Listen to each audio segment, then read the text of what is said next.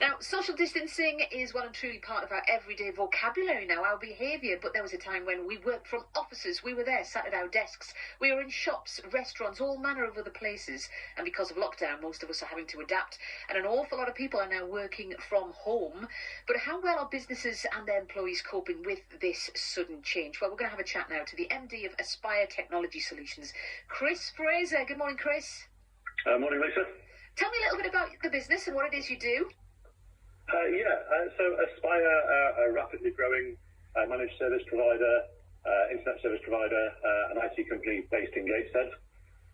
So what that means is we provide all things cloud, the connectivity to go with that, and the support services around it to get the most from all these technologies.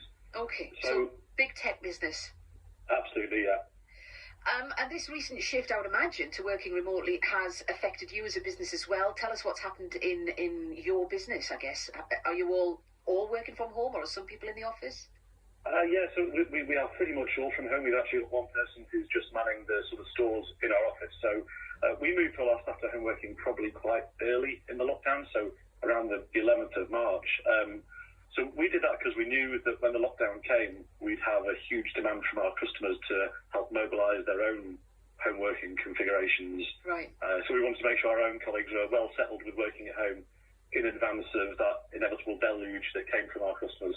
So I guess that gives you a bit of an insight then, given that you have had that demand come to you for help, as to how big this shift has been to home working, to remote working.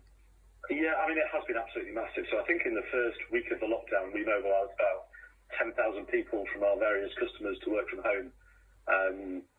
So it's absolutely huge. I mean, we've recently conducted some research across all of our customer base, just to find out how the businesses are coping with that remote working. I think overall the results are really, really positive. So one of the key questions as part of that was to ask businesses to rate on a score out of 10 how well they were operating with remote working. And actually 91% of the people who responded gave themselves a score of 7 or higher. So that's really great.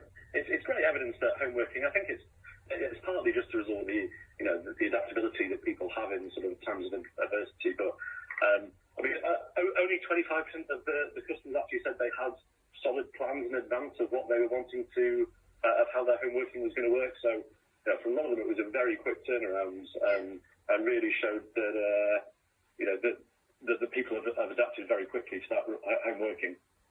What are some of the? I mean, there will be people with problems. What are some of the common problems, I guess, from working from home? What are people facing? Well, I mean, I think realistically, the technology is the easy part.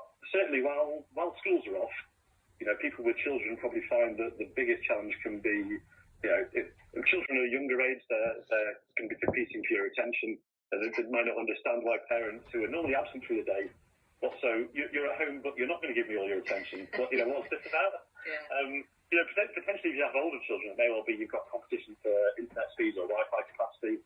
It can be a bit of a free-for-all if you've got a combination of streaming, online gaming and video calls, all competing for the same, Wi-Fi bandwidth or internet bandwidth. Yeah. I think it's also quite easy to overlook the social aspect of work. Our colleagues form very close friendships with other people they work with. And during the lockdown, they might miss lunch or they might miss the post-work beer on a Friday. It can be really tricky. Yeah, definitely. So that idea of feeling a bit disconnected. But again, I guess it's a challenge for employers to help out in that regard. And an awful lot of people are linking up, aren't they, using various platforms and various technologies so that staff can still have that sense of togetherness in a way? Yeah, definitely. I mean, I think one of the key things for employers to get right is around a couple of key things. So communication and team morale. So within Aspire, I do a regular video message out to all of our colleagues. That's something we had in place prior to lockdown, but we've ramped up the frequency massively during this lockdown when there's just more to communicate and people aren't seeing each other face to face. Yeah. We're also using a lot of technology to help staff collaborate and work from home.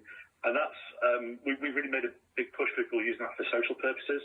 So that could include things like using Teams for video chat or using Yammer, which is a sort of an enterprise social network tool to allow people to connect and share. We've got quizzes, a couple of lunches every single week. And actually last week we did a company-wide quiz. So we had 100 people competing in that. separated into teams of 5, which was all in their own private rooms with the questions streamed in of me presenting it. So it was a huge success, and that's something we'll definitely be repeating in the not-too-distant future. And this is the interesting thing, isn't it? Do you think because of how successful remote working has been for an awful lot of companies, employers, do you think this is something actually they will look to take into the future, an alternative to everybody turning up in the office? Yeah, I mean, I do think that I don't think you'd have many companies who would just want to have an entirely remote workforce all the time. I think you miss collaboration. And as I said, the importance of the social side of work can't be underestimated. I mean, that said, it's clear home working can be very successful. I think we'll see greater flexibility for the vast majority of people who work, and I think home working can form a huge part of that. So yeah, without a shadow of a doubt, it is going to be completely change the landscape of what traditional offices are going to be used for and how they're going to be used. Yeah, it could be just that they're there as a hub and people come in at various times. Absolutely, yeah. Yeah. I know you've been doing other stuff as well, haven't you, Chris? You've been getting involved in deliveries, food deliveries, PPE deliveries, stuff like that as a business, haven't you? Well, we have, yeah. So, I mean, part of it's just helping where we can. So, we've got a fleet of vans which are largely sitting idle at the minute. So I've been working with AGK in our town side and also NHS Hero Support, helping them with logistical deliveries of PPE where we can do things more rapidly than other mechanisms would. So we did the delivery to the hospital in Cramlington a couple of Sundays ago on Easter Sunday. And then we've been, I would say, working with AGK North Tyneside to get food deliveries out to vulnerable people throughout the whole of the North Tyneside area. Brilliant. Well done you. And thank you so much for your time this morning. Really interesting to chat to you, Chris. Take care. No problem. Thanks so much for having me. Thank you. That's Chris Fraser, the Managing Director of Aspire Technology Solutions.